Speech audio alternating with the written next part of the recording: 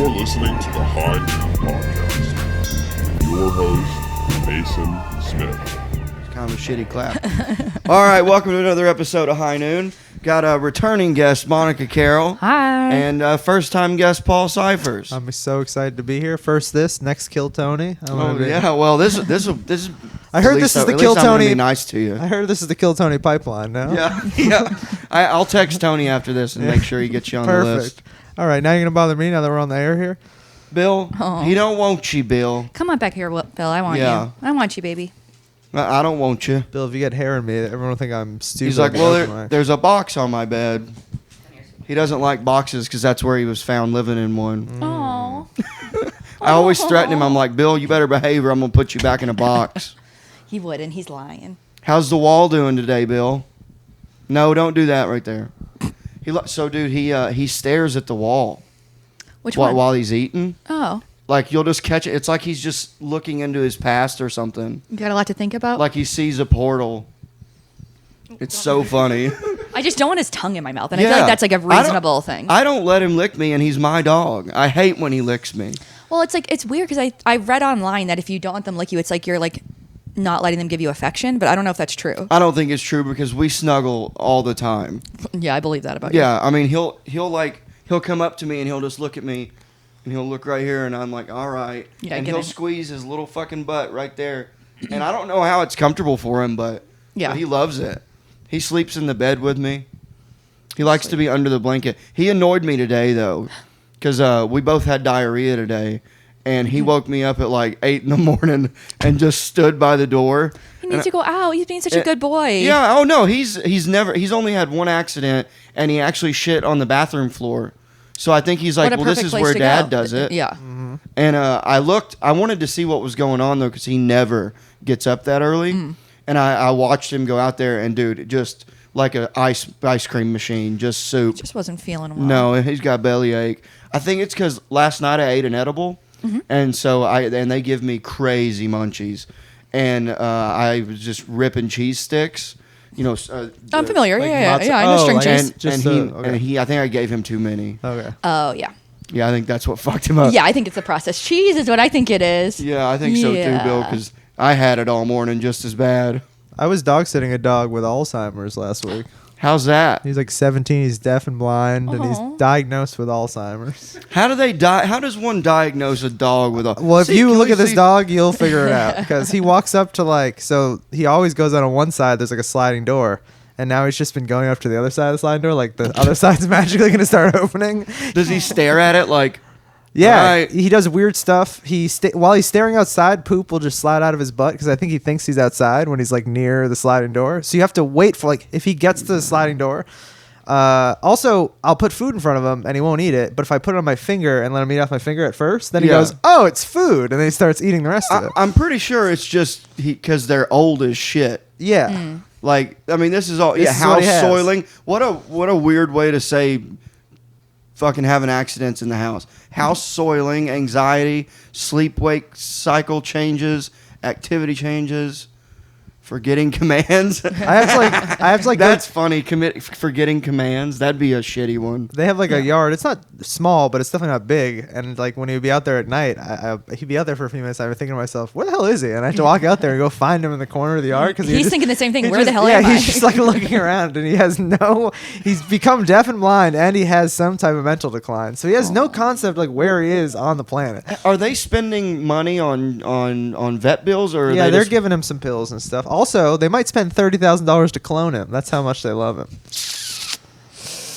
In Austin, are they rich? In Austin, I guess so. They're two to be considering that. You better be. They're like, no, we're gonna just take a loan out. They own a house. A loan to clone.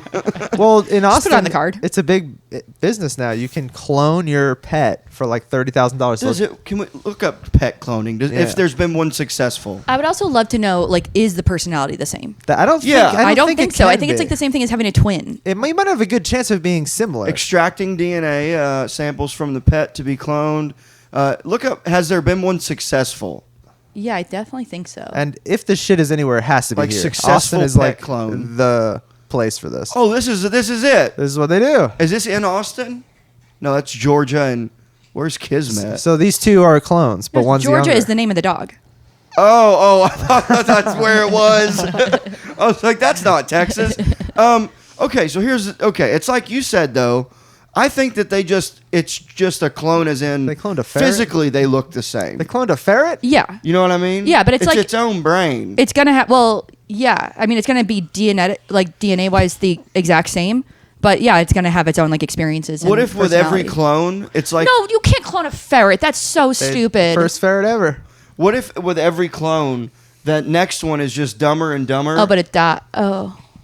Like, you know when you would break up roaches and then you would make a joint with the roaches, but it was never as good as the first one? Okay. I feel like that's what a clone dog Like is. you're saying, like, you know when you did this, and I'm like, I have no idea. Oh, yeah, you don't... I thought you were talking about the animal, the bug. Oh, no. I was like, what are you doing putting together roaches? Maybe you can add like wings to it eventually or something. Like maybe this technology. Now we're getting into some mad science. and Yeah, stuff. yeah, yeah. Imagine you have your dog, but you can give it like super strength or something. Isn't that what caused in the movie Legend? Isn't that why they were all fucked up? Was Because it they were cloning? trying to... Insights from 1,000 clone dogs. That's from 2 years ago. And think about it. You're a Over tech. 1,500 dogs. You're a tech bro. You're dating a wife that Oh, you're Jenny. not in love with anymore. She's cheating on you. Whoa, okay. The only thing keeping you together is the beautiful dog that you have is getting older. What do? You clone him. Huh. Well, you know, it's fucked up. What if you clone the old dog and the new clone is just another old gross dog? Oh yeah. It's like, that's not what I meant. I wanted a puppy version. If you do while it's alive, what if the original dog like is threatened by the clone dog, like in the movie AI, when he tries to kill the brother? You know what I mean? That is scary. Yeah, it's like Looper. Yes. Remember that movie? When Bruce Willis was an old version of Joseph Gordon-Levitt. Joseph Gordon-Levitt was a young version of Bruce Willis. Yeah. Oh yeah, that's what I said. Honestly, the makeup in that movie is fucking impressive. Yeah, it was pretty good. Yeah. It was more. Wasn't that? It was more CGI in that. I think. I think it was a lot Or of was makeup. it makeup? Dude, speaking of makeup, did you guys watch Penguin? No. No. Fucking awesome show. really? Yeah, it's very good. And he is unrecognizable. Who is it His again? voice. Colin Farrell Oh, right. is the Penguin, and he does this crazy, very very thick, like I guess old school New York accent, and it's phenomenal. Like it's crazy. Look at that. Looks not. You can't even tell. Oh my god, he's such a babe. Yeah, and then the voice that he does is incredible. His eyes look different. Like that's nuts. It's crazy. Apparently, he would spend like, I want to say like 4 or 5 hours a day in the movie trailer doing makeup. He looks like the average UT football fan. to me. There's a video of him, if you could find it, of him in his makeup, but he's accepting his. It's like over, and so he's just talking Irish, and he's just being Colin Farrell, but he looks like the Penguin. Yeah, it's crazy.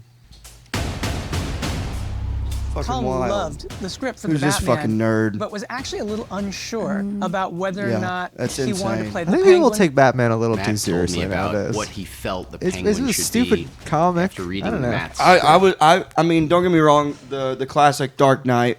Yeah, is it's phenomenal. good. It's a But good movie. My favorite was Batman Forever with Val Kilmer. Yeah, again, I haven't it's just- really seen. I've only seen the one with Bane. Really? Oh, that one's not You've never even the good seen new one. Heath Ledger?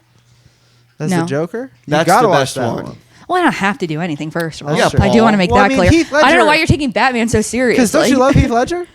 I guess. Heath Ledger's great. Yeah. Well, he's dead. Yeah, exactly. And he only has like 6 movies that are worth watching, so you might as well watch them. Yeah. I do watch whatever Oh yeah, the one can with we- the romantic this is comedy a him, lot. Talking normal.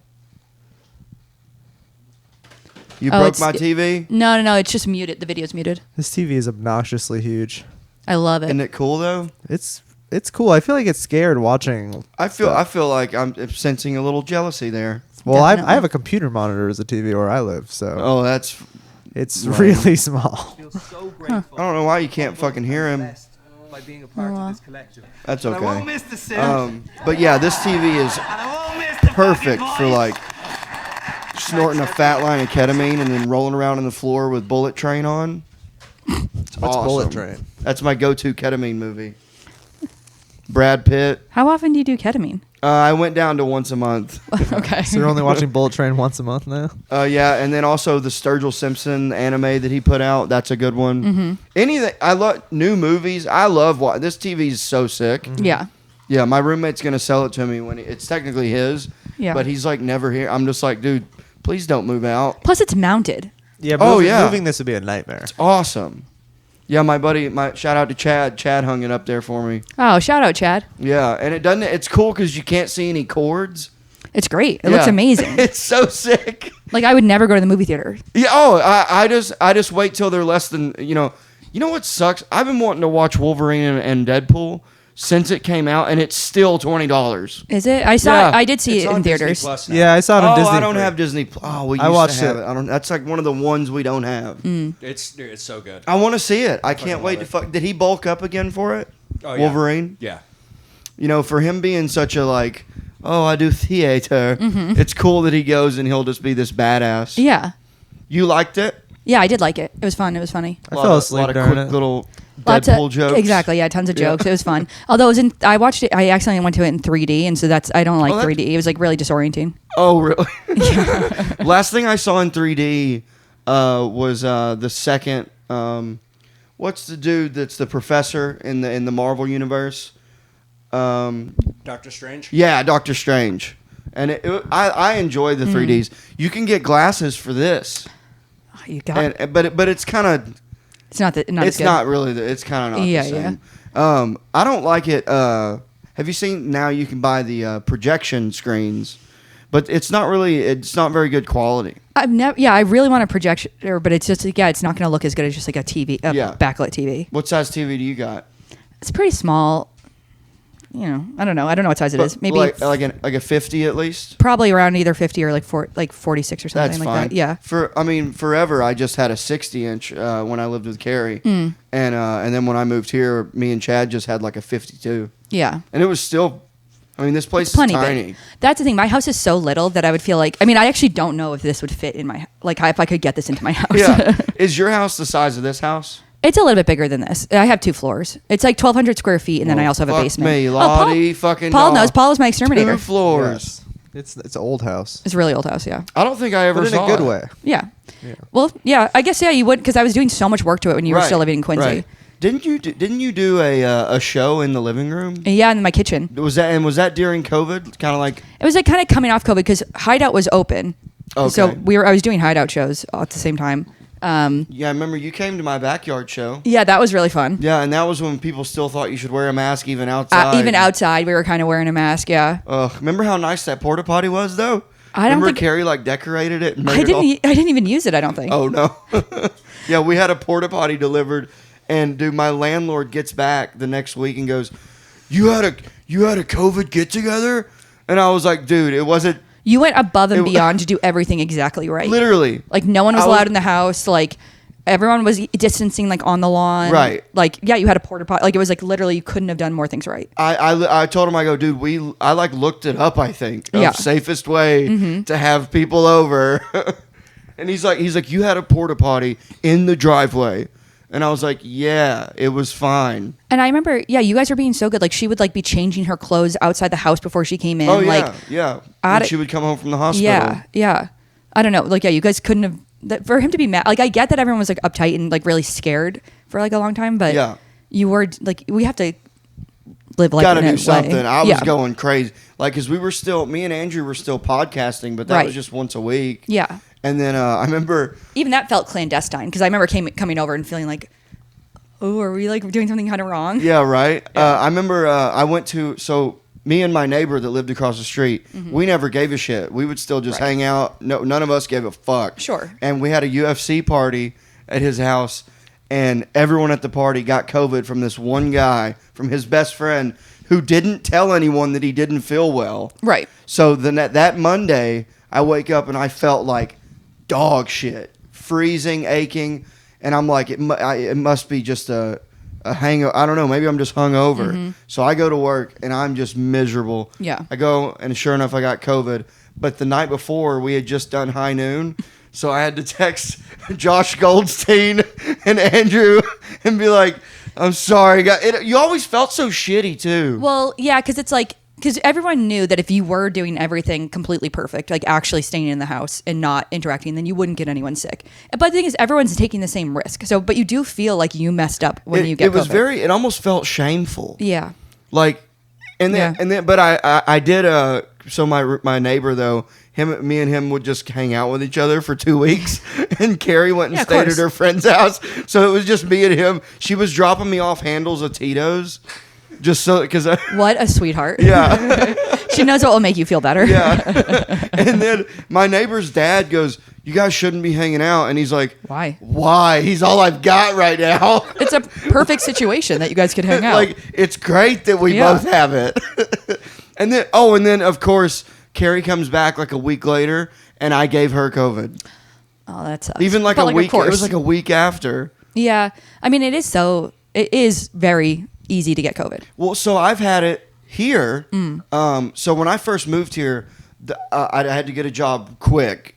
I was like going to run out of money pretty fast. Yeah. And so I just got a job moving furniture. It was like $20 an hour, 2 days a week for bougie rich people. Yeah. They would tip you, but they go, "You can't work here without your vaccine."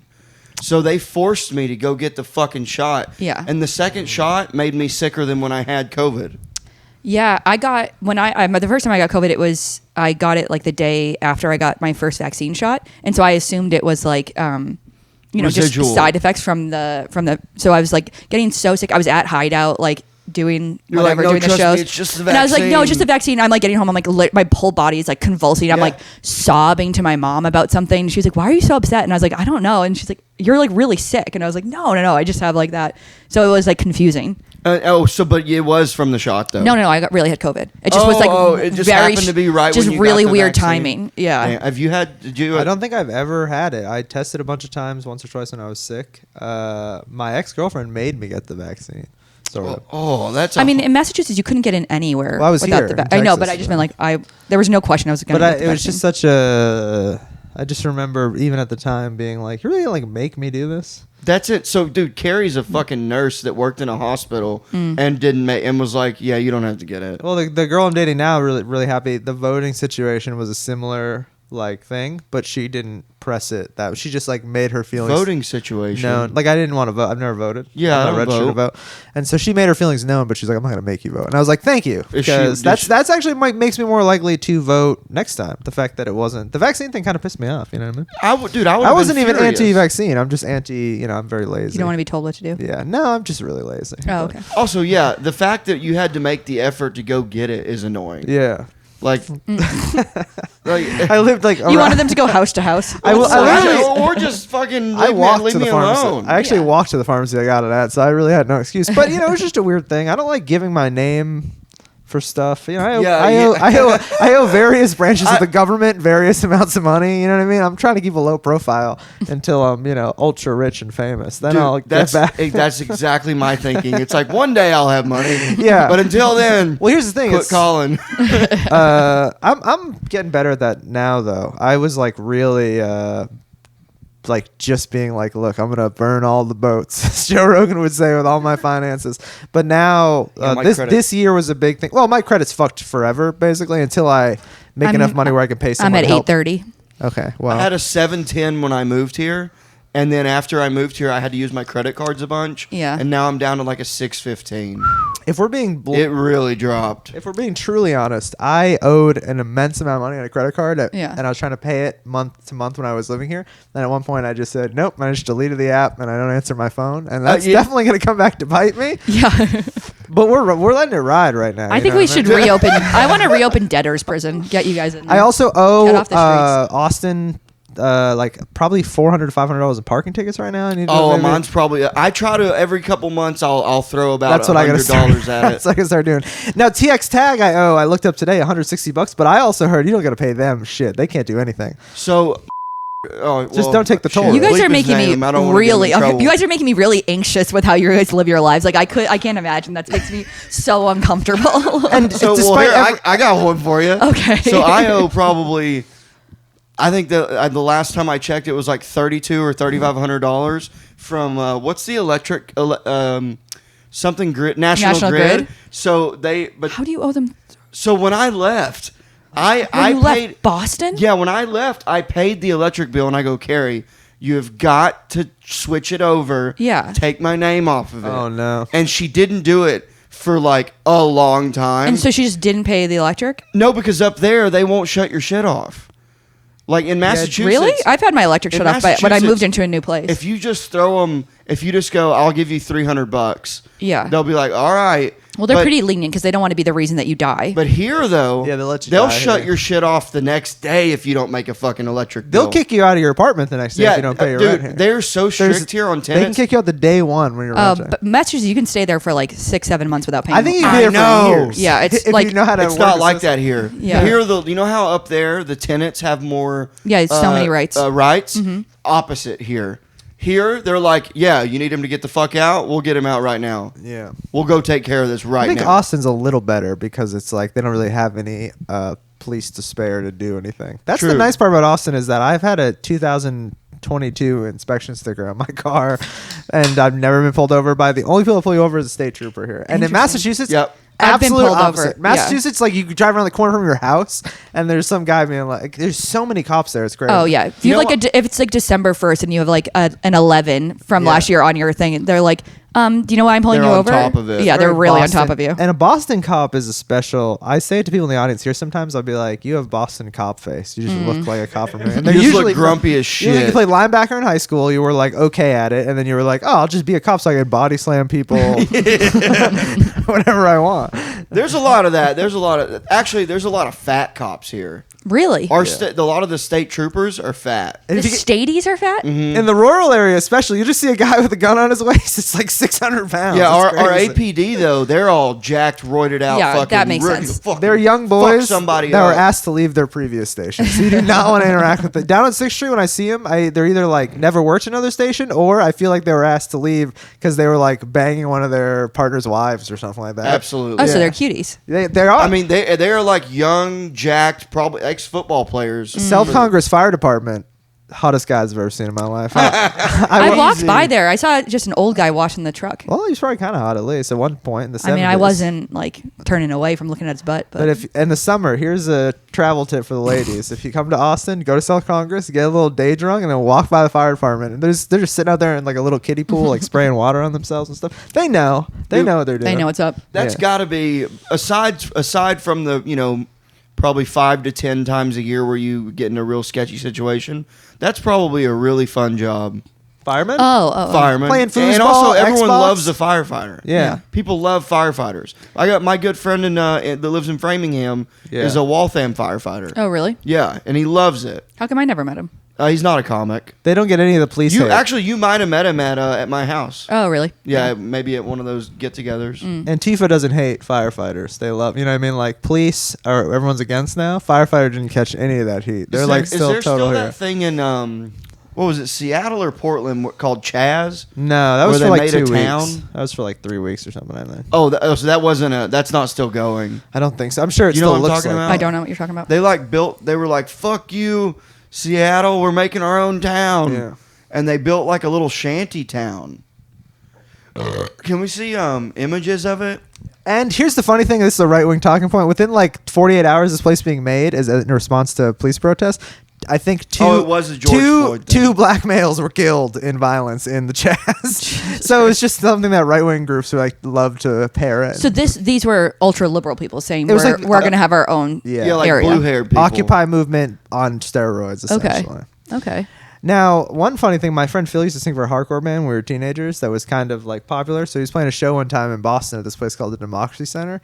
And he goes, fuck police and fuck firefighters. You're not true heroes. And everyone in the audience just looked at each other like, what? Yeah, why are you throwing the firefighters Now, in is here? this It was also funny. where the police went and left stacks of bricks for people to grab because they knew that they would? I think that's something they say everywhere. Yeah, That's there, like- there was Well, definitely. no, I there saw was like pictures and video videos of it. Yeah, cops Yeah. pulling up and unloading bricks. Yeah. As if like, yeah, here, try it, I motherfuckers. think people say they do that a lot of You are places. now entering, what did it say? You are now entering. Capitol Hill Autonomous Zone. It looks like the alley behind Kiltony when people used to be back there. Yeah, right. Not enough people with Oh, Down man, syndrome. Mom. I am actually. scared about that. I am scared about The that. hang is The hang abysmal. fucking, there is no hang. You got to be lucky and hope you run into a friend. Worst That's why hang. I'm Because like- those people are freaks. I'm glad I'm going with like some normal people just to like hang and be like need it. Yeah. And like Severn's huge. So I just feel Yeah, like if I and could just like people don't wanna stand talk to behind him, Yeah. like I'll be hidden. It won't be a big deal. You know what it feels like in He got fucking big. bigger. Yeah. He's literally Hitler's wet dream. Yeah, no, he's like a super he is soldier. a specimen. Yeah, he was Yeah. at the Vulcan recently and did a set. He is fucking jacked. Yeah. He's so I jacked. keep telling him one I know he day doesn't he'll like be to- as big as me. But Yeah, well, if he's lucky. The Kill Tony hang is like, you know, in Not Titanic, good. the poorest people in Titanic, like they have to live in the brig, steerage? like where Jack has to be down, like the guys throwing coal in. That's Yeah. like what the Kill Tony group is. It's Yeah. insanity. Yeah. It's like people are losing the only $5 they have, gambling to each other and stuff. It's or spend their last $5 on a shot of whiskey. that will ruin their set. Like Yeah, and as then I you got drink. the people. Then you get the comics that might have a real day job, but they want their first. They think it'd be fun, and they get shit faced. And then if they get pulled up, they're just hammered drunk. So they've started vetting them a little bit better now. Oh, really? So now you can hear the producer when you're signing up. If she doesn't know you, she'll like ask you like, she does an announcement. Does everyone here have a actual minute prepared? That's great. And legitimately, like, she will ask that. I And mean, if because she- at the end of the day, they have to have a good show. Like, they want it to be a good show. well, Yeah. Tony Like, not likes necessarily it when the someone's funniest. a crazy person. Sure, but like to a degree, To a degree. Yeah. 100%. I would think. I don't mean- know, but obviously I don't know him. There are some fucking. Dude, a buddy of mine was just on the podcast and he reminded me of this word that is so perfect. These fucking goobers. I think goober is so funny for those people. Totally. Goobers and weirdos. Yeah. It's nuts. Don't ever go alone. You'll get caught I in some won't. crazy conversations. I won't, but It's sort of just like a super enhanced version of like if you go to comps, like one thing I see a lot is like if like when someone like Danya signed up for Kill Tony or someone's in, then all these Someone other, like what? like if a girl signs up for Kill Tony, not only is it the normal thing where guys are like, but like a bunch of girls approach that girl, and usually it's a bunch of weird girls, like, oh, we're girls, so we're gonna be friends now. Yeah. But it's like the worst version of that. oh, of Like, course. it's I mean, like- that's how it is at open mics. Like Yeah. a brand new girl will come up to me and like, I mean, granted, this is that version is much worse, but like, we'll be like, oh, we should be friends. We're girls. And I'm like, you shouldn't be talking to me. I'm like so much further in. Like Yeah. you should be like, I'm not just, and that's not like, I'm not like, oh, I don't want to be friends with girls. It's just like, you're a new person. Go be friends with new people. I have 100% crossed over into that since living here. Yeah. Where I've started. I'm not a dick. No, not a dick. I'm not an asshole, but I will walk away from a conversation that I'm not enjoying. You also have a more gregarious aura. So yeah, like, you when I are make up words, totally. when I'm at Kill It's not a made up word. when I'm at Kill Tony, I like whatever way people like. I just am not as I've always noticed that people just don't bother me as much, which I really appreciate. Like, and it's probably serves me wrong in other situations. so you're gregarious too. No, like- you're gregarious like people because you're see- like you're I'm kind, brooding. outgoing, Yeah. friendly. People want to talk to you. I'm Oh, I unfriendly. thought that meant. I'm an asshole. I thought gregarious meant like. No, it means you're like jolly, Oh. yes, yeah. You're Why didn't you just say that, you nerd? fond of company and sociable. So we're this helping is you why expand your this vocab. is why you get approached. You kind of have the same problem Lino has, where sometimes without your I can't. consent, Can you scroll up? So I without can your read it? consent, goofballs start to follow you around because you're a fun Yeah, guy, yeah. and then you're like, "Look, there's too many people hanging around me right Yeah, now." right. That Yeah, happened. yeah. This I has get a lot never of, happened once in my life. I do get a lot of people that I am accidentally too nice to. Yeah. yeah. That then when they see me later, they're like, "Oh, I know this guy," and I'm like, "You don't know me." Lino is the fucking know me. worst. Lino is the worst violator of this thing. Is I like Lino, but anybody Lino's hanging out with, I'm Are like, you gonna Lino, want this get cut?" these fucking people away from me, Lino. No, I love Lino. I literally love hanging out with him. But almost every time he's out late at night, there's one person in his group that I'm like, Lino, I want to fucking beat the shit out of this guy. I don't want to be near him. He's got bed bugs on his skin. Like he's just dirty. Ew. He's just like dirty people that he hangs out Yeah, with. dude. Did I tell you about? So this happened to me. Probably what month we're in? Yeah, probably like 6 months ago. Like right before it got super hot. Do you remember that homeless black kid that would always sign up for Kill Tony, and he smelled and he was clearly dirty, lived under the stairs at a parking garage? I don't remember. So one day I'm working the door at Vulcan, and this kid's walking by, and I've seen him around, and I knew he's a crazy person, and we all know he's homeless. But, you know, that's a thing here. A lot of people move here and live in their car. Casey Rocket lived in his car for like a year. This feels like stories from the Great Depression. Yeah. Do you know what I mean? Like it feels like we're like watching, like we're hearing about this like this horrible time that people are going to look back at and just be like, can you believe Kinda. people lived that way? Yeah. And so, you know, everyone tries to give people the benefit of the doubt. But Right. this one, he stunk. Like, he was like an actual filthy homeless and mentally ill. So one day, Casey Rocket? No, I'm just kidding. I'm working out front of Vulcan, and I just hear this kid walk up and go, "Hey, fuck you," and I was like, "Excuse me?" And he goes, "You're Mason, right?" And I was like, "Yeah." And he goes, "Fuck you." And I'm like, "All right, man, you just need to fucking, and at this time, I didn't know who he was. Right. I was like, "I don't even know your name, dude. Yeah. You need to fucking keep going." And so later, he would walk by me all night and just stare at me. And finally, I'm like, "What the fuck is your problem? Yeah. What is the issue?" Right. And he goes, "You got me banned from Creek in the Cave." And I'm like, considering "Dude, I don't fucking know you, I don't think I did. I don't even know your name. And how could you get And anyone... I don't even work there." Yeah. and so I text Sam, who was working there at the time, and I go, "Dude, do you know this guy right here?" And he sends me a picture, and he goes, "You mean this guy?" And I go, "Yes." He goes, "I banned him." Or one of us. Damn, that's someone very else banned insulting him. to you, dude. You thought you were Well, Sam Hunter, bro. It just either someone else banned him. Sure. And so then a couple weeks go by. I'm in the line at Kill Tony at Poor Choices. I'm just talking to the door guy. I'm not even signing up. And then here he comes. "Hey, fuck you." And he like got right in my face, and I go, "Dude, back up." And I pushed him. And he was like, "I'm about to fucking kick your ass." And the door guy goes, "Mason, just come inside. You get the fuck out of here." So I immediately texted some of the people that work for Kill Tony, and I sent him his picture. I go, "Hey, this dude's threatening me. He needs to fucking get the hell out of here." So the dude goes, "Oh, we've been waiting for an excuse to ban him." So he ended up getting banned from Sunset and from Kill Tony. And then a couple weeks go by, and he went to Dallas. So now he's like Dallas's problem. And then, but he comments on our episodes. Oh, hell yeah. He's listening. Thanks Great. thanks for Great. watching. Algorithm, yeah, absolutely. And- Thanks for but being a fan. Now I'm involved with this fucking You know what he bullshit. put though? One of his comments, he goes, "Mason, you a bum." Like, dude, you're homeless. Well, You don't have a car. even a broken clock is right twice a day. You know what I mean? You know what? Mason just got you banned from Hideout Comedy in Boston. I'll tell you that much right now. Yeah, I don't think he'd ever be able to get there. Yeah, he would It's a little die. He would chilly. die if he Long spent walk. one winter in Boston. That really is the warm cities get crushed by They do. homelessness. They I really mean, in do. Boston, they clean. It's like Portland, Maine. You don't see. Oh, there's anybody. nobody up there. in the winter, dude. They dead. Hey, can you Google how many homeless people die a year in Boston when the winter comes? That's the only time I call the cops is if I see a homeless person passed out from Frozen. on those really, really, really cold nights. Yeah, if I see them sleeping on the street like they've done heroin or something. Yeah. I'm like, oh, I'll call not the cops. I call 911 and I'll just be Right. like, can someone do like a wellness check on this person? I saw a fight the other day, and then as Between it was, homeless? it was two cars full of young Hispanic drinkers on a Saturday night. They were yelling at each other like, "Hey, fuck What? you, bro!"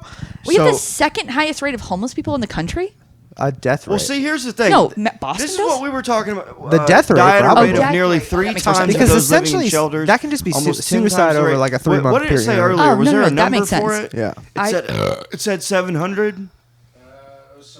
Or It's was probably, that but it said in the AI overview? Boston has the second highest rate of homelessness among major cities in the country. I mean, if you think about how much it costs to live there, What does most AI homeless people know? are just people that were living there that no longer can afford to live. no, but that just seems nuts to me. That Boston would have a higher than second higher California. than L.A., San Francisco, Seattle. Austin. Seattle. Like they're just so many more temperate cities. It just seems crazy that Austin Boston doesn't have that many homeless people. It's So just we that have But it the does. It just said regulars. it has the second highest number. Austin for, has that. No, Boston. Yeah, no, but I'm she's- saying Austin doesn't have that many. it The doesn't? reason that people really think it does is because for some reason the homeless shelter is one on block away from 6th. the most Oh, I see. popular neighborhood in the right next to the Moody Center. It's where everyone Yeah. goes. It's like as very- if Mass and Cass was somewhere where people want it to be. Yeah, have you seen it's very Have you bizarre. seen Linda with the milky eye yet?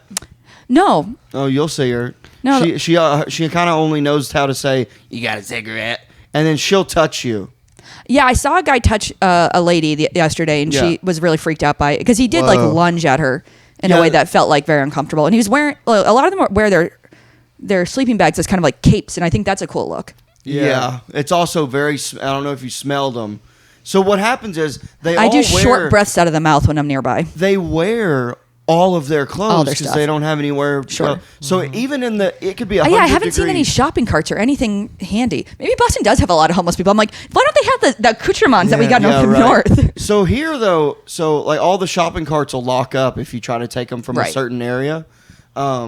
But they tried doing the little remote control coolers that deliver food. Yeah, I saw but those. the homeless people kept Picking them up and like breaking into them. Like, imagine you're a schizophrenic homeless guy and Okay. you see that little car. You're like, oh my God, it's happening. Yeah. It's happening. The invasion's here. I feel I like knew it was coming. I did know it They was just coming. take a bat to it. I mean, they're not wrong. The invasion is here. Yeah. It is coming. It is crazy. Pre-COVID had a lot of homeless people. Even pre-COVID though, in like Back Bay when I used to work there was like even like small. So I bet you that's gotten worse. Like, now. I don't notice. I mean, I guess I drive a lot more than I used to, but yeah, I mean, there's definitely like a lot of homeless people, but it doesn't feel like, I don't feel nervous around them. Yeah, because they're also, I was saying this earlier, the homeless in Boston, like on Mass Ave and shit, Yeah. they're all just so zombified. They're all doing so heroin docile. they're all like just doing heroin or methadone, and it's just like they're up to what they're up to. They're not really trying to fuck with They you. don't really care. And also, I think that they know, hey, we're in Boston and people have no time for this. Yeah. Like, here, these motherfuckers, like, dude, I'll walk through, there's this park that I walk through with Bill, and you can tell who's like, there's people always partying, Monday through Sunday there. People are partying, cooking out, grilling, they're playing dominoes, like, and they're all normal, everyone's having a good time. But you can see the ones that are like, oh, you like kind of live under the fucking pavilion over there. Yeah. And they'll just fucking, I had one of them came up to me and said, hey, can I borrow your phone? And I was like, no, dude. No, get a grip. No. Yeah, and then if I walk through with like I'll walk to the supermarket and buy like a 6-pack or something. And if I walk through the park, I'll have multiple homeless people. Hey, let me get one of those beers. Like, no, man. But the best thing to do here is don't make eye contact and act like you didn't hear them. Yeah. And I mean, I feel bad pretending people aren't people, but You know what I like to do when someone asks me for like candy or if they see me with anything, I people go, just approach you for everything. yeah, well they do. They're so outgoing here. Yeah. It's crazy. But I just go, oh, you wouldn't like it. I have really particular taste.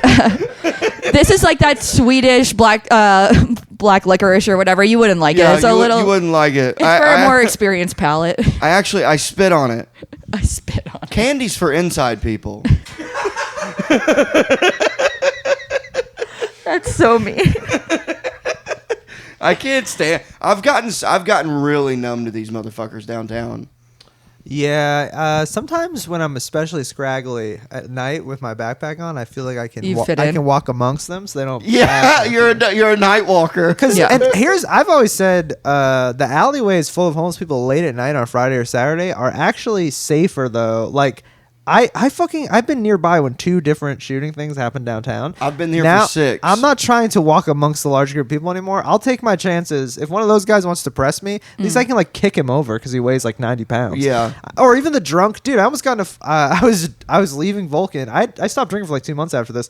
I was leaving Vulcan with Jesse, and I was I took a lot of shots that night. Walking back, and some guy just was like, "Hey, how do I get to this place?" And for some reason, I'm with Jesse. I just turned to this guy, and I was just like, "Nope." Dude, the assuming that they're asking for money can also get you in a weird situation. And I was just like, the way I don't like people. I'm so tired. Again, you work with the public. I'm so fucking tired of people asking me, "How do you get somewhere?" Yeah. I don't know. I use my fucking phone, and if you I don't know what you. and if you have a phone, kill yourself. I don't know. It does feel like if someone's asking you for directions, it's like, what are you actually trying to do? That's the thing. It feels like it's like an opening. And I get really scared when people ask me for. I'm like, why are you asking me for directions late at night? Like, Yeah. I don't even know how Don't talk sketchy A he lot was. of them do have these little, almost like they're in. yes. You got the time. That's Hey, do you have that's the a big time? one. You got the You time. know, I'm actually going through something really hard right Oh. now, and then you're like, "Sorry, I don't have any money." Well, fuck you, you fat fucking cunt. I get that a lot. dude. Yeah. Only time, the one time like I almost got robbed, it was from guys asking me for directions. Well, Exactly. They came up to me, and this was like 2013, and they were like, "Hey, where can we do coke? Get fucked up and party?" Any bathroom on 6th Street. Yeah, well, I was like, I sent them over to like 4th Street. Oh, the And Trail of then- Queers.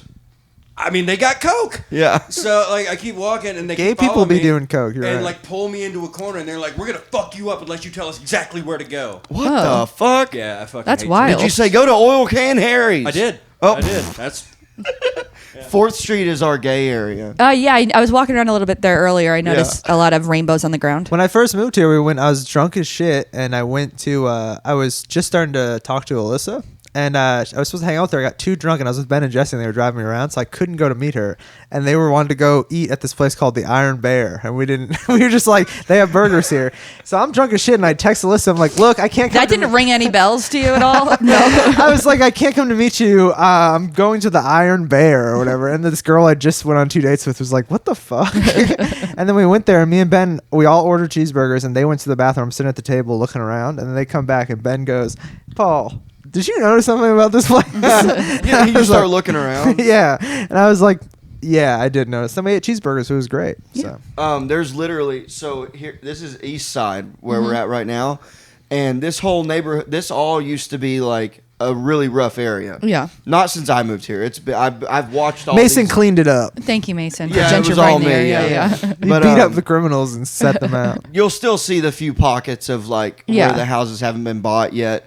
But like all these big not mansions, but all these giant modern looking houses are all within the last 2 or 3 years. Oh, wow. So there's this little stretch of bars on 12th Street right over there. That Outer Heaven in those places? Oh yeah, like King B Yep. and all those places. Literally right next to this bar. So there was this. It went out of business, and I can tell you why. It was a bar that was for AA people Oh, that would pretend drink. okay. So it served cocktails that didn't have It's booze. just all mocktails. Yeah, so all it's no wonder NAs. it went out of business. Like Yeah, but I kind of get that. I kind of get that, right? It's like we can go into this place and have the bar experience without like, socialize. yeah, Sounds like Am I right, folks? No, don't talk bleep that. Anyways, there's a little store right next to this bar. Literally, it's called the Little Gay Shop. oh, cute. I'm like, I drive by it every day. I'm just like, You got to pop in there. I do drive by there on 12th Street, and when you're late at night, I see people standing outside, and sometimes I'm like, what's going on there late at night? Now I know. lot of gay stuff. Yeah, Outer Heaven is probably a gay reference, too. No? I don't know. Like out? That's what. Oh, I thought they just meant because you're kind of on the outskirts of Austin. Oh, you're not getting Outer into heaven. Like, I've been there a couple times. I don't think it's necessarily a gay. Oh, you've been there? club. It's definitely a gay club, man. Boom. Sorry. Don't you talk to Rylan like that? My bad. Rylan, you're cuffing and you're All right, sagging. y'all talk today. amongst yourselves. I gotta pee real bad. I can't take it Rylan anymore. doing the cuffed pant look and the sagging pant look. Now you could just do one or the other, but you said Oh. no. I think you can do Cuffing whatever it you upside want. down. Both is better. Both is better. You're Yeah, stylish, double it much up. more stylish than I. Don't let me. My girlfriend bought me this piece of clothing. That's so. nice. Fuck with that. I don't know. I've been doing the Canadian tuxedo recently. Yeah. Like the 3-piece Canadian tuxedo. Three-piece? Jeans, Yes. and then a denim shirt, and then a denim jacket. Oh, See? that's cool. This is the only time of year That where is that's cool. like viable here, because the Yeah. rest of the year it's way too sweaty. I was really hoping it would be a little bit. I mean, today's really beautiful, but I was hoping it would be a little warmer. Yeah, you're Oh, coming yeah, in you're like about to- literally it's, winter. It's going to be winter. 31 by Wednesday. Like Yeah. we're about to get shit on. Well, I love it. yeah, you would, you fucking Yankee. Well, it's not even that. Like I get cold easily, but it's like 3 weeks of it. It just kind of reinvigorates. It's nice, yeah. The soul. I like a season. Yeah. And that's why I don't really like LA. It was so hard to like remember when anything was happening, like in time. You're like, oh, when did that happen? And I realized how much of my like life revolves around seasons and my memories. The cold weather here it's not too bad. I'm working at an ice cream place now, so it really no one is coming in anymore. It's I guess that makes sense. I wanted to ask too. I think I make, if my tips don't make up for it, I think I make $15 an hour, but I'm Okay. scared to ask my. Why? I don't know. I hate talking about money. It's really going to be if I You're ever. scared to ask your boss how much money you make? Yeah. That's a really sad situation to be in. I know. But I actually might get. I just got a text today that they said there was a job for $20 an hour plus benefits, and Great. they know what my comedy situation is, because that's the only reason I work at the ice cream place just during the day. So hopefully it's something that's not, this doesn't seem like a guy that would offer me like a warehouse job. So I'm hoping it's somebody that works with my girlfriend at the fancy denim place. So I'm hoping nice. hoping it's something. Yeah, that'd be great. Yeah, I'm trying to make. I was making so little money for so long here that now I'm making a little more, and it's such a difference. Good. How did you go piss? Oh, I feel so. I didn't You feel pee good? before it. I was trying to hold it. Oh my gosh. I Yeah, just don't forgot. do that. You're forgotten. All of a sudden you're like, oh my God, I'm in pain. So roast battle is huge here. Oh, okay. Very I've big. noticed that it's becoming more. I see more and more in Boston. Have you been doing them? I did one at Laugh with That's Dan. where I keep seeing that they're Yeah, happening. it's Logan's doing them all. Logan, That's cool. Logan O'Brien. Stash those really, really good jokes away because if you get asked to do one here, it can literally be. I just saw. I don't know if they like want this. I saw a bunch of people at Buzzmill writing for the roast of Jelly Roll for somebody. I don't know if I want to name cool. mothership people. You know what I mean? Yeah, yeah. So I don't know if they even want that out there. The person Right. wants them, but it was like they get paid like $1,000, and this Wow. is I like. like how he says, "I don't know if they want that out there," Well, but then still said it. I don't know if they want like exactly what comic who, you know what I mean? Sure. But Oh yeah, just yeah.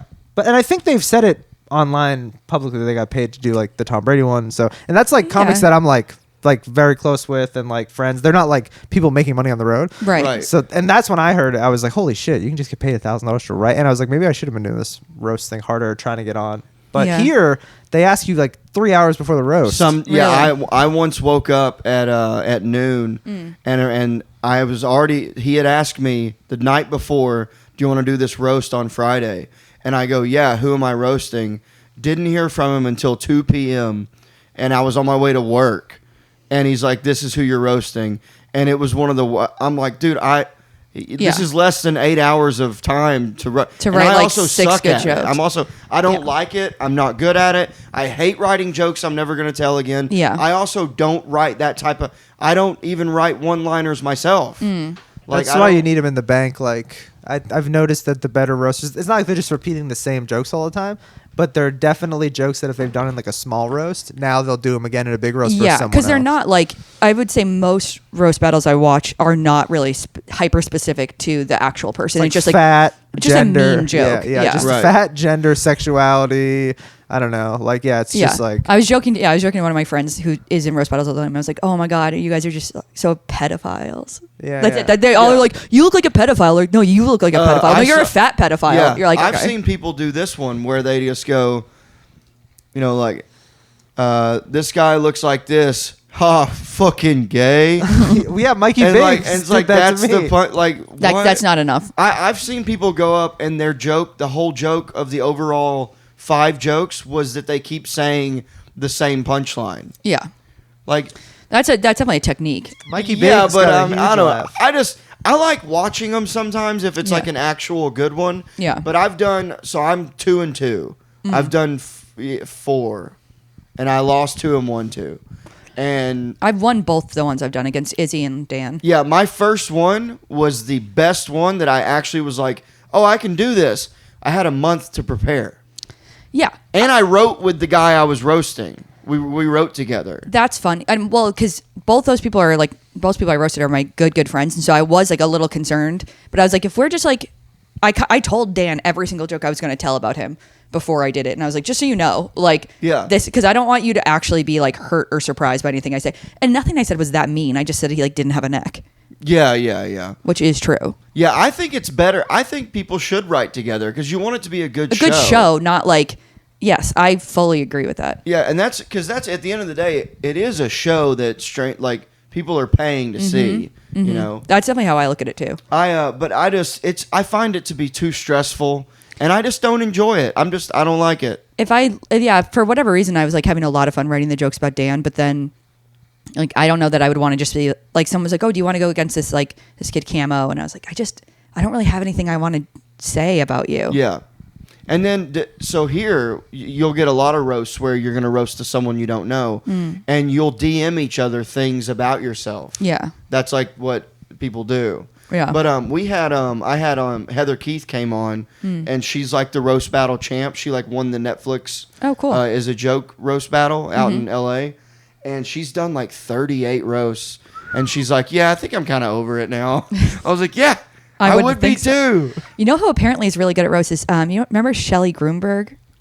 She moved to Yes. Atlanta. She's really cute, young comic. She's really funny, very like bubbly, and has like her own thing. But she won like a bunch of rounds of these like roast battles. I think she won one out here. Oh, okay.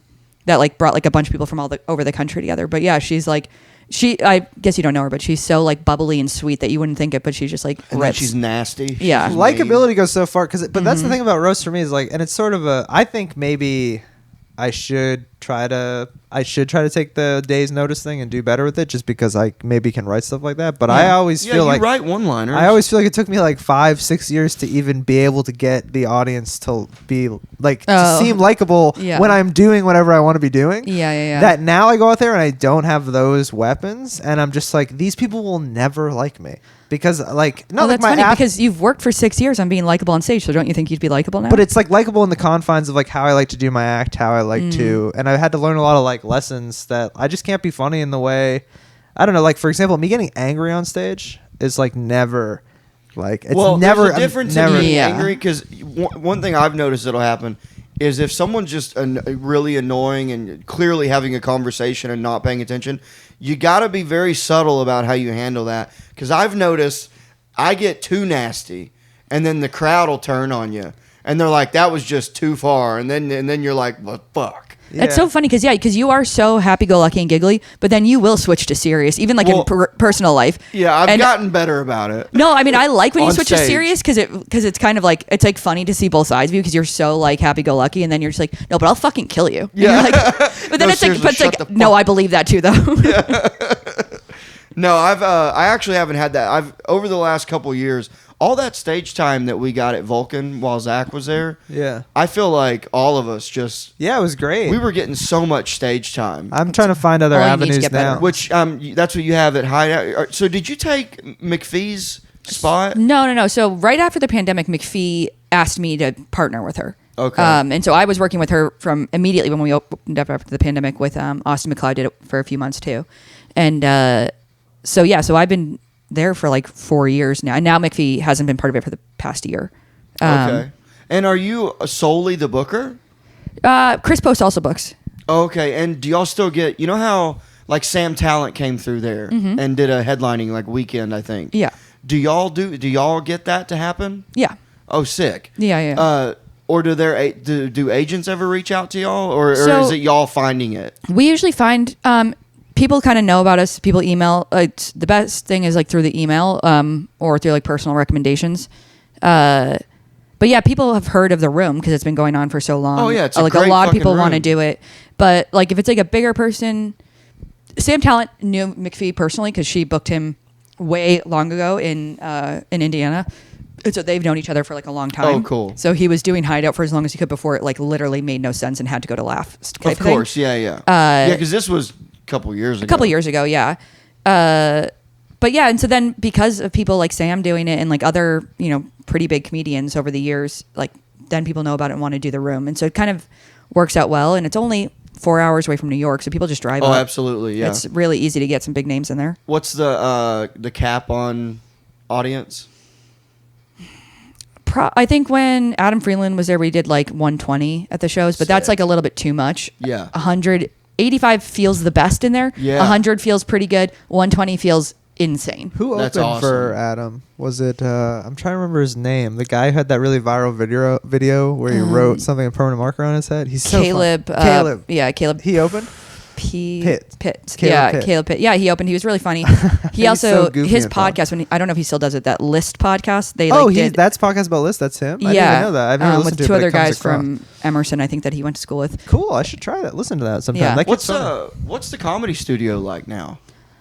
It's interesting. Yeah, it's Mired in controversy.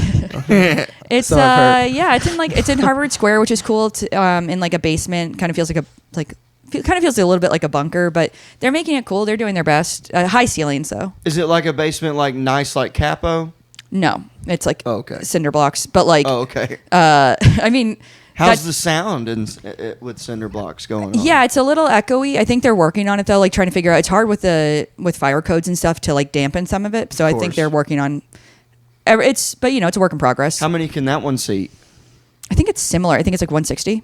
Oh, cool. I'm Yeah. gonna see if I can pop over there. And And yes, you can I pop just over. want to see it. Dude, these showcases, like here, it's like very oversaturated. I feel like sometimes when you're trying to run like a shitty show that just leeches off of like Mothership and stuff, it's just like so much of it going on. I feel like in Boston, it's nice because I don't know. It just feels like when you go to a comedy show in Boston, do the audiences feel like, wow, we're at like a comedy show? Yeah, they feel like they're It's out for. I exciting. mean, depending on which show, right? Like Yeah. they feel like they're like, oh, we're having an evening out. We're excited. We're happy to be Yeah. here. Like some shows, as you guys probably know and remember, like they're like surprise shows that are in bars and people are not expecting a show. Like The Crack. Yeah, The Crack, which does not happen anymore, unfortunately. Yeah. But yeah, it's like you're like shocking regulars who are like, I just came here to drink, not listen to you like blather on. Yeah, I'm on a trying to mic. watch the Bruins. Yeah, exactly. Please don't turn. That was the thing. Steve, the owner of The Crack. Yeah. He would. I tried to get it. He goes, look, we got fucking regulars. I'll mute it, but the game's staying on. Yeah. And I'm like, oh my God, Steve. All right. And that's where you just have to be like, maybe this isn't the place for a show then. So you like, know what's funny? I'm not sure if it's where he started, but when I was doing those shows and we were inside and it was all like secretive, Yeah. Josh Mandel came in, and I don't remember if it was he had just started there or I don't remember if it was I his think first he time. technically started before the pandemic. Okay, But very like a he a was, week. but a I month. just know he was new and he was Brand also new. young. Josh Mandel? He was like I don't know. 18. You don't know? No. Oh, he's young upstart. He's now in New York, but yeah, he's. Oh, he moved? He moved to New York. Yeah, Good for him. But he's young. He's like I feel like 22, the name- 23. Yeah, when I definitely- met him, I think he was like 18. Yes. So Yeah. So I end up. So he comes up to me and he goes, "Dude, I was just hiding in the bathroom. This guy was like saying he was gonna kick my ass. Oh, my and I God. don't even know why." Oh my god. Yeah, and he's like a really young kid. Grew up in Brookline. Now he's down in Quincy in this like Yeah. creepy bar. Jew. Okay. Yeah. Okay. Okay. Here, sometimes it's like I did Lucas's show at Sunset, I think like a month ago, and sometimes I feel like the audience is just like, oh my God, it could be someone super famous. Like I remember when I opened for Hans at Laugh Boston, he was like, this next guy, you've seen him kill Tony. It was right when Cam Patterson was popping off, and I could feel the audience. I was like, they think I'm And Cam then you Patterson. walk out. and They you think just- I'm Cam you just- Patterson. You just walk out and you hear everyone go, "Oh." Yeah, and sometimes here when you get your you might do 5 to 10 shows a year where you're like, this for a showcase, this is a big show. Like so excited I'm on it. I got to film this set, and I feel like every time one of those shows, you either have to follow someone that garners that reaction, or just in general the show hasn't had anyone like that, and there just start to be like 4 or 5 people in. They start to be like, all right, well, is someone really famous going to be here Yeah, or where not? the hell's Cam? Yeah, where's I thought Theo Vaughn was going to be here. It's like Theo Vaughn is never going to be here. Yeah. Or like Yeah. Tony. Well, Theo does pop into Black. Have you been to Black Rabbit yet? Oh No, I yeah. You would love it. Yeah. Is that on South Congress? a I think It's great I on walked. Fifth and independent room. Fifth and Brazos. Oh, okay. It's It reminds me of awesome. Hideout a lot, It's just our like- closest Oh, really? room to New York. By style. comics for comics and Yeah. just very like BYOB. Yeah. Fun. How long are you here for? I leave Thursday morning. Okay. I did East Austin. Cool. I That's a did two similar vibe yeah. to Black Rabbit. Yeah. Yeah. That's a Black cool Rabbit's dope. I fucking love it. They have a Yeah. So wait, what day is it? Today's Saturday. Wait. It's Monday. Oh damn! So I'm shit, doing- I missed it too. Sundays they've been doing a. I don't know how you get on it, but Joey just has been putting me on it. They've Oh, been nice. having like a 4-minute like fast as you Oh, can fun. go Nice. shotgun style. By the way, have you noticed that here that there's a lot of shotgun style? Yeah, which is fine, but I was like writing people, like they had the Yeah. list only first names. I'm like, what's your last name? I'm like trying Yeah, to write it right, on my right. hand because I'm like, I don't mind, but it's hard when you don't know anybody. As a Right. visitor, though, that is actually good to just like it does give you an opportunity. You have a reason to talk to just Sure. if you're trying to meet people or whatever it is. There's not a lot of girls. Are there a lot of girls in the scene? It'll be like a lot of them that are decent graduate to almost not having to do open mics, like Sure. Pretty quick, fast. and not do smaller shows. Like over at the Mothership, pretty much any girl who was like decent at comedy that sort of actually moved here when we all moved in, a bunch of them were just like, all right, you're just gonna be a door guy at the Mothership now or whatever, or they have like a lot going on, So they're- then there is a lot of, but there's also a lot of like really hot chicks that start comedy. So I've noticed, here's one of the biggest differences I've noticed from being in Austin Yeah. and Boston.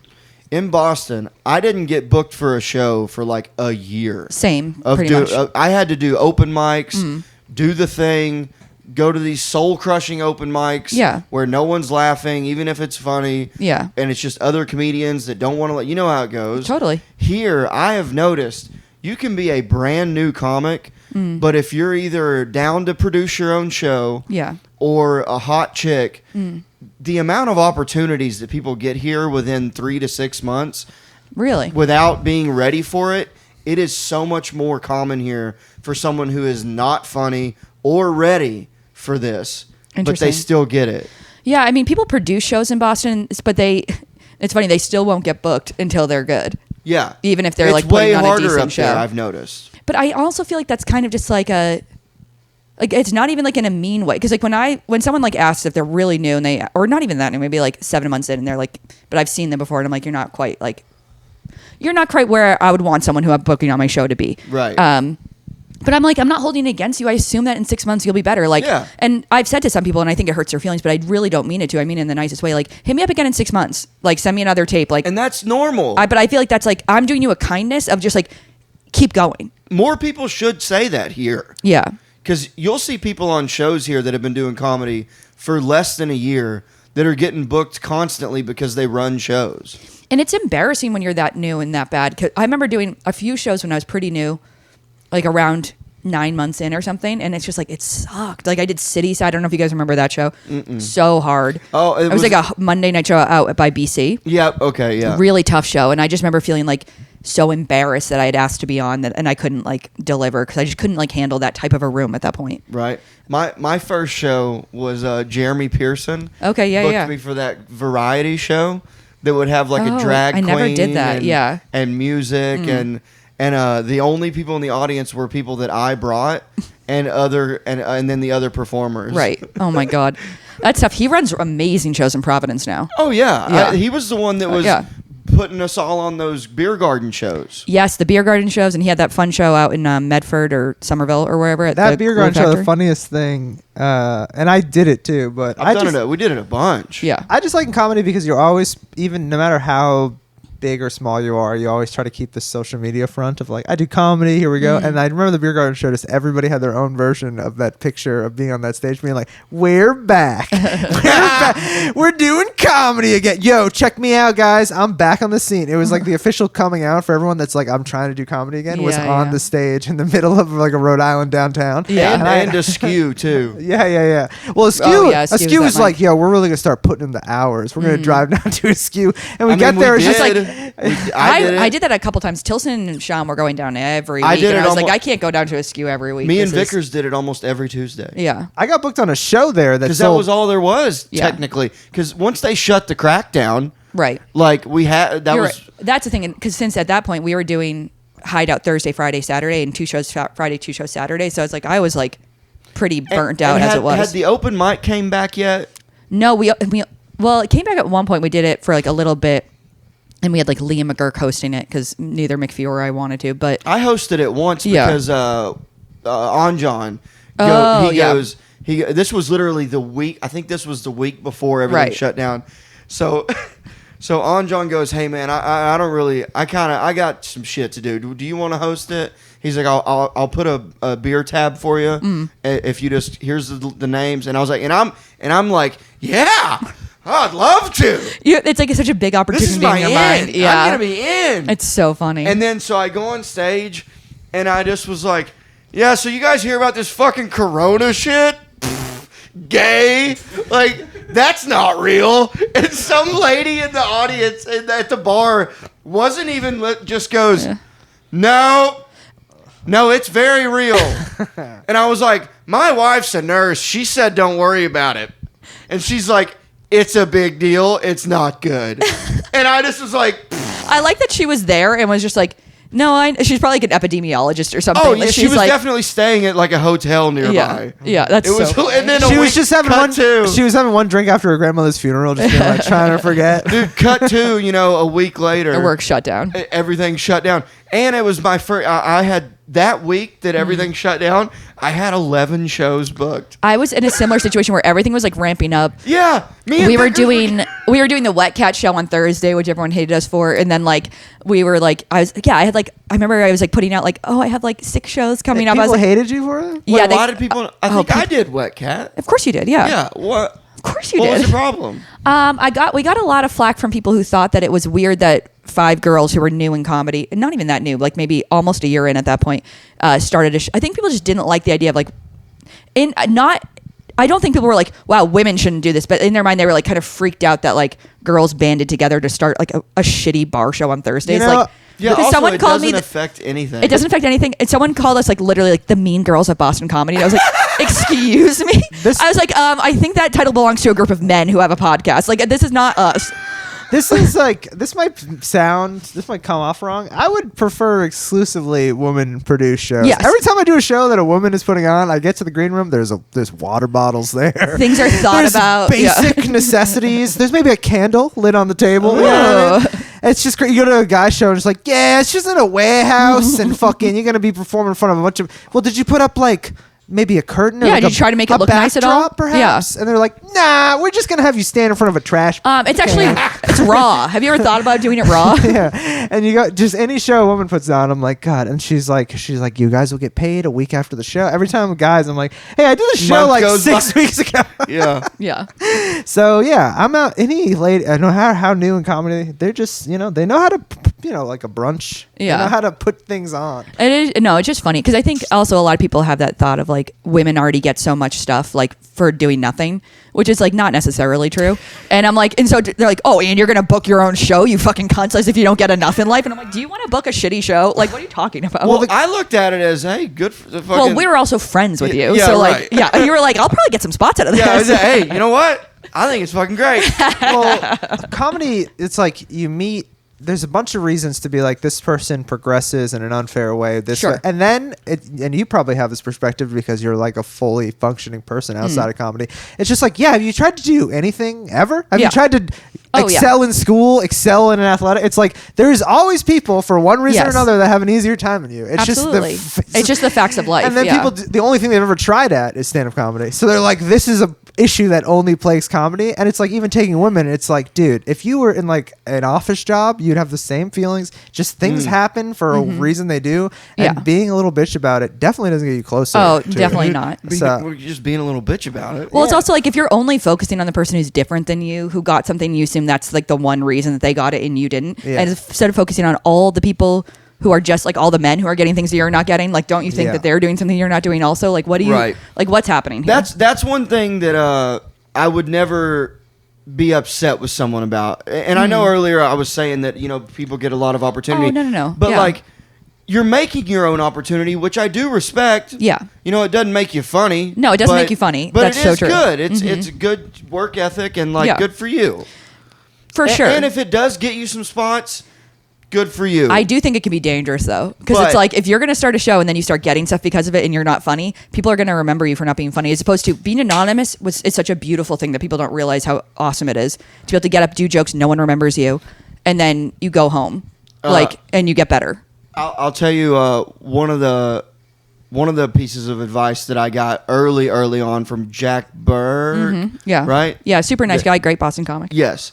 Shout out. I was about a year in, and I texted him, and I go, "Hey, man!" He'd already moved to New York with Zach Brazow, who was one of my first favorite comics. Yeah. Him and Alan Yeah, yeah. Fitzgerald were the first ones and Peter Martin Yeah, were the of first course. ones that I was like, these guys, why are they not on They fucking rip. TV right now? They rip. Yeah. And still do. Yeah. Alan wow. was just here. Shout out Alan. And I texted Jack Burke, and I go, "Hey, I'm a year in. I don't really know, like, how do you get on shit? Like, Yeah, no, that's a great question. How do I get to this next level? I've been doing these mics. I've been writing. I Right. feel like I've been getting better. And no Yeah. one's asked me to do it because I thought that you would just get asked. And sometimes you do. Sometimes you do. More, Yeah. more after some time. After some time, But- after you prove yourself a little bit. Right. Yeah. So he goes, number one, you're not going to get anything right now without asking. Yeah. Worst thing that'll happen is someone will tell you no. He's Yeah. like, don't bug people, but don't be afraid to ask. Totally And true. then he's like, now this one bugs me and I don't really like it, but I still will do it occasionally. Hang out at shows that you're not on. I think when you're new, especially weekend shows, where you might actually learn something about. I did it when I was new, but now Now, I'm like, now I don't love I've hanging been- at shows because I don't want people to know I'm not booked. Like Yeah. I'm not going out on a Really? night where I could be like, It's different here because It's like different you here. go to Sunset and the girl from Jackass 4 is on the show and you're like, well, I shouldn't feel that bad about not getting booked. This girl's a fucking no, movie star. I'm talking about in Boston. I don't want to go hang at a show. But I stopped doing Adderall. and let everyone know that. I just don't. earlier this year. Thank you. Congratulations. And You I've did been what? stopped doing Adderall. And Oh, I've yeah. been hanging. I've been really like, even when people aren't good, like really just enjoying. I showed up to an open mic at like 4:00 at Sunset. I wasn't on. Watched like the worst comics of all time. Go to like an empty room. Yeah. And I've just been really enjoying like remembering. Like I remember the first time I went to Hideout and I saw a show there, and I was like, this is so fucking cool. People are doing Hideout this. is when I used to always hang out when I was new. And just embracing like I like I'll watching hang at stand-up. Black Rabbit. Dude, thank God at Vulcan, like one of the reasons we're numb to it is because you're walking through the room when people who are legitimately really good at stand-up, whether an up-and-coming showcase comic or even some of the headline. I mean, Kyle Dunnigan was there last year. Yeah, I hosted all 4 shows. And it's fucking cool, and I just have been really trying to be better into being, that inspires me a lot. To Yeah. be, and it doesn't, you think you're going to have negative feelings for being like watching these people on stage, but now in Austin, I see people and I'm like, holy shit, like my pathway to doing what this person is doing is like valid. Like that person was at open mics with me when I moved here. Right. And like, you know what I mean? So No, it Well, makes yeah, I sense. mean, dude, we used to all do open mics with Casey yeah. when he lived in his car. And I now just- I'm going to feature for him. Yeah. I like It's watching sick. stand up, and I felt like just the lack of Adderall used to make me that brain that's like, I got to go home and write. I got to be like, and now this is making me more embrace more. It's so cool. I can just stand in the back of any club, even Mothership on certain nights. If I see someone outside and I go, hey, can I go in and watch? Yeah. I can get in that there type and of thing. watch. I'll go hang on that. Yeah. Like in Boston, like I'll go hang at, like if I'm on a show in Providence, I'll go to the Connection late show and like go hang in the back, or like at Laugh, obviously. But like, it's more just like I don't want to go hang at the studio at 8 p.m. on if I'm not booked on a Saturday for Right. whatever reason, because that's me being like insecure about being like, well, I'm not as booked as people think I am, or something like that. Right. Also, though, those are the perfect moments for like, oh shit, someone dropped out of the show and they just turn and For you're, sure. and you're For sure. standing there at I've the had bar. that happen a couple times. Yeah. And it So- is funny because Bulger will come hang at Hideout on a Friday, and I'm like, Yeah. it's not like people think he's not good because he's I not booked. so I listen to Tuesdays with Stories every week, and they shout him out I so love it. often, and Bulger's it's so so good. cool Yeah. to like be like, oh, I've had drinks with that guy. You'll probably have drinks with him this weekend. Yeah, I know him. Yeah, he was one of the first guys that, like, when when you first start being like, I can do like 3 minutes and people laugh throughout the whole 3 minutes. Yeah. And we did the weed show. And like after I got off, I remember Bulger being like, nice skits. And I was like, that guy thinks I'm good. Yeah. Because seeing him Yeah. do a half hour at the time was like, whoa, this is the hardest thing I've ever seen anybody do. A Yeah. half hour in a room that didn't really want it, and then he would like turn them. Yeah, It was like the he's- first time you ever That's saw how a I show. felt He's so incredible. every time I saw Alan Fitzgerald. Yeah.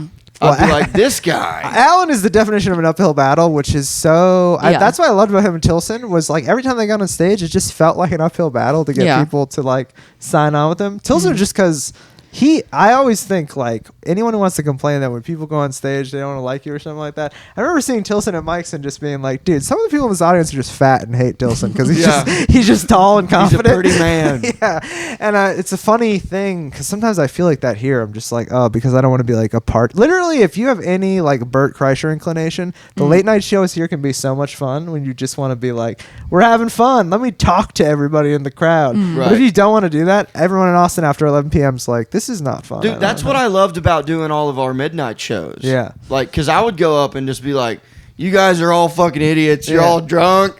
You came to a free show. You're welcome. Like, Well, it's good. I had to get better at that part to realize that comedy is mostly to complete retards. You know what I mean? Oh, yeah. And that's fine. It's fun. You know what I also, mean? there's nothing worse than when there's 40 people that didn't pay Yeah.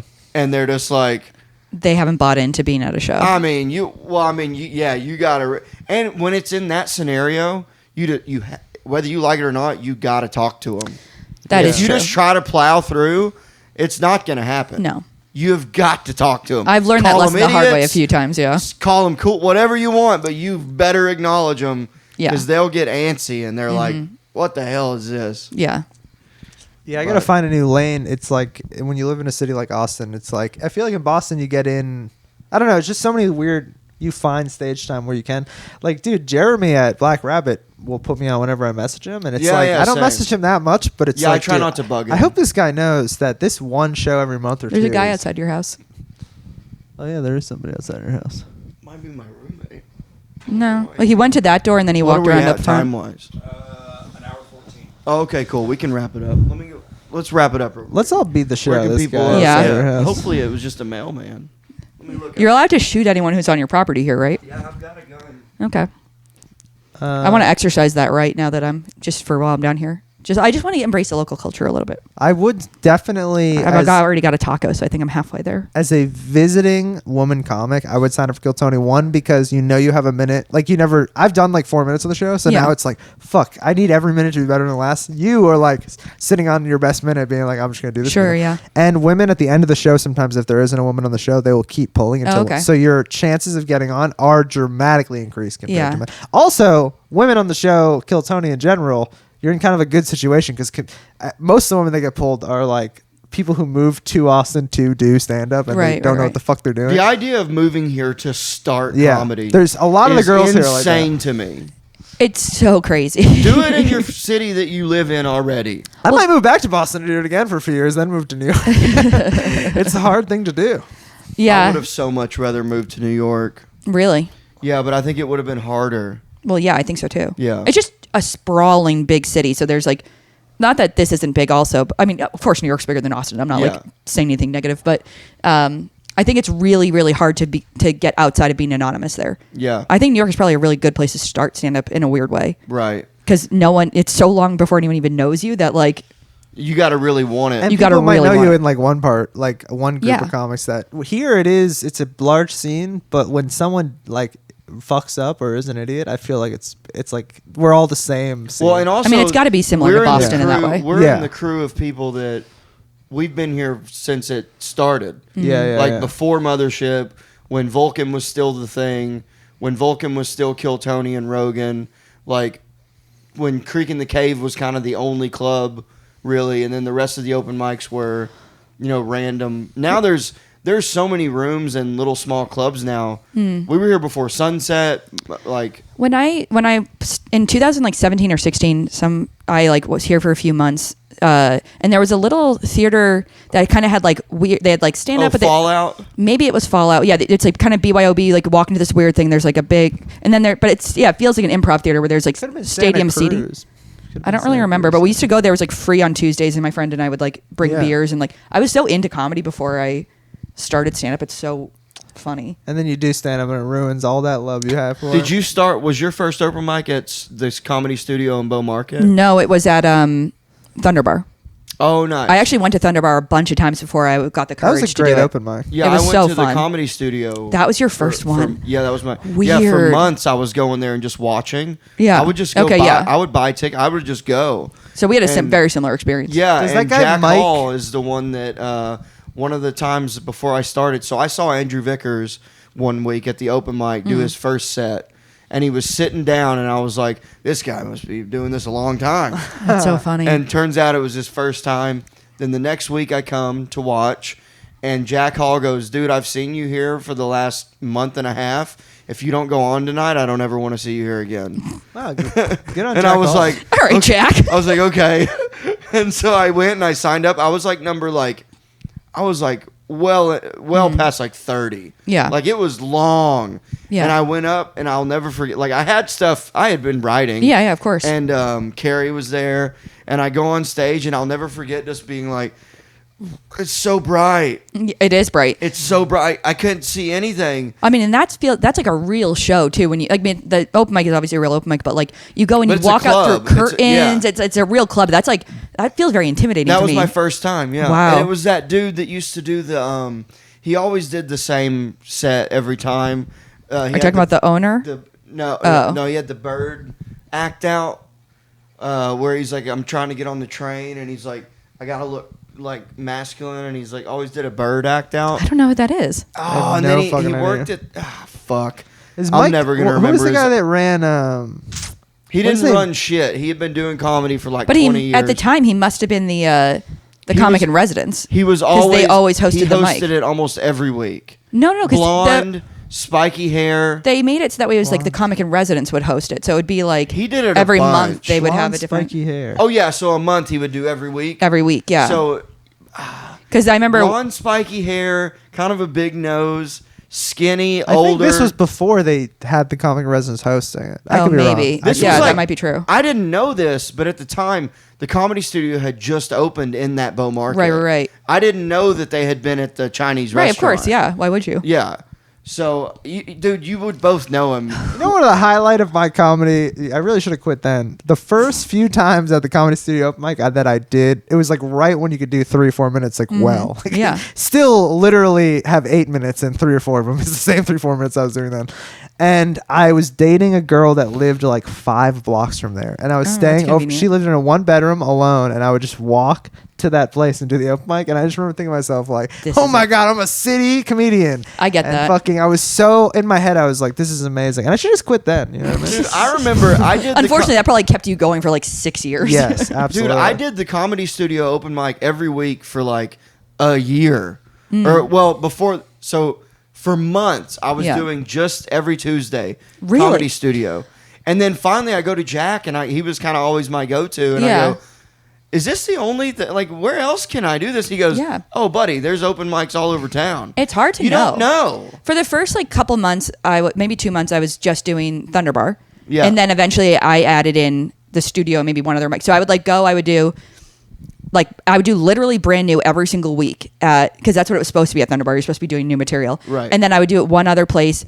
But that's like 4 minutes there and then 3 minutes at the studio. So every week at the studio is also doing that same new stuff, but it had been like refined through 2 other open mics. So I was just constantly burning. I have no idea what those jokes even were. But like for months, I was just doing new stuff each week and then starting fresh on Tuesdays. And you feel like also when they do something like that, you feel like, oh, am I not allowed to just be working on this one thing? And of course you are, yeah. Supposed to be just doing new shit all the time?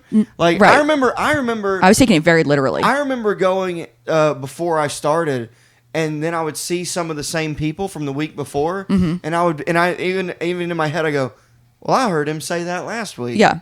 What the hell's this? Yeah. Like, you don't know that you're... And now I can just recite my friend's jokes word for word. Right. And I'm like, Yeah, I wish you would normal. write it. That's what it is. It's very normal, yeah. But, all right, let's wrap it up. You guys, where can people find you at, Paul? At Real Paul Cyphers on Instagram. You got any shows or anything coming up? No. By the way, I just remembered I'm doing Maggie Mays tonight, so... Oh, nice. I'm doing. I'm at the Creek in the Cave this Friday, which just won't be out by this Friday. No, it won't. It'll be out like 2 weeks. I'm doing a New England theme show, so I'm going to be saying the F slur a lot. And then next week, I'm doing Black Rabbit on Friday at 10 p.m. Hell yeah. Nice. You can say fag here. And I'll probably get. Oh, I'm all good. I don't need to do that. I'll probably get Thank bumped you. by that fag Ari Matty at Black Rabbit. So you should come see that show because he's a great comedian. If not He for is me, really then funny, for but you just called him a fag. well, he won't hear this. He's not listening to your podcast. He's done it. He's our most viewed episode. Really? 45,000 views. Wow. That's actually great. That's a lot of guess. views, yeah. Yeah. He's actually a really good comedian. He's one of those comedians where it's like he's so good I want to hate him, and I do, but I don't have a reason to. No, Ari Matty's great. Yeah, bitch ass. We're gonna cut that out. How about you, Monica? I like American comedians. Monica J. Carroll on Instagram. Yeah, I've got a ton of shows coming up. I don't know. But they're in Boston. They're mostly in Boston. Yeah. So if you're in Boston, go to the Hideout. Go to the Hideout Comedy Club. Pretty much above. every Thursday. Oh yeah, and also Lil Chuck Thursdays at 9. I'm the host in residence there.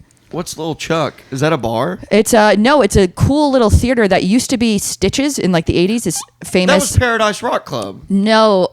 Well, maybe Stitches moved there at one point. At some point, it was a famous comedy club right next to Nick's on that little place. Okay, that might have been before it was at Paradise. It might have been before then, and it's in the basement of the Blue Man Group, what's now the Blue Man Group Theater, and it's a cool 200-person theater. It's a John Tobin Productions room, and so awesome. I'm just like the host in residence, and I book like it's like 9 p.m., $10. It's kind of like a fun place to see what comics in Boston are like working on. Oh, that's great. Yeah. Hell yeah. It's kind of like Capo. Will that be open this weekend? Yeah, you want to do it on? Oh, it's just Thursdays that I do it, but yeah. I can't. No, you I can't do it on Thursday. Yeah. Well, fuck yeah. Rylan, where can people find you? At Ryland Ingram on Instagram. At the Battle of ATX. Is that fucking? He's at a I think it's Jordan. What the fuck? He's in a sick Rage Against the Machine cover band, right? Ooh, that's cool. Yeah, we just played Corpus this weekend. Headlined a festival down there at the House of Cock. when I saw one of Ryland's shows, he took. Yeah. We all went. He's got a wireless guitar. So at some point in the Wild. show, I think he was smoking a cigarette at the time. Maybe I added that, but he took his shirt off and he was on the bar playing guitar. Very He cool. tried to get Really badass. When I saw him, That's so when I funny. way saw more him- badass than doing stand-up comedy. I don't know what I'm doing. Yeah, music is way cooler. I mean, you were like, I looked up there and I was like, he's Eddie Van Halen. It's incredible. Dude, he fucking shreds. Yeah. So I went and saw him at Come and Take It. And at one point, so I got a bad back, so I'm not like into the whole moshing thing. And I'm in the back and I'm just drinking. And Ryland spots me and goes, and I'm like, no. All right, well, guys, thank you for listening. Monica, thanks for coming. Thanks so much Paul, for having me. Thank you. Thank you. Ryland, you're the man. And my roommate's stuck outside for some reason, so Maybe you didn't thanks want to for interrupt the listening. pod. Oh. He knows he can come in. All right. Goodbye. Bye. Thank you. Howdy, partner. Thanks for tuning in to High Noon with that wily coyote, Mason Smith. Make sure you like, share, and subscribe on all platforms. We'll see you next week on the Dusty Trail for more hijinks and fun.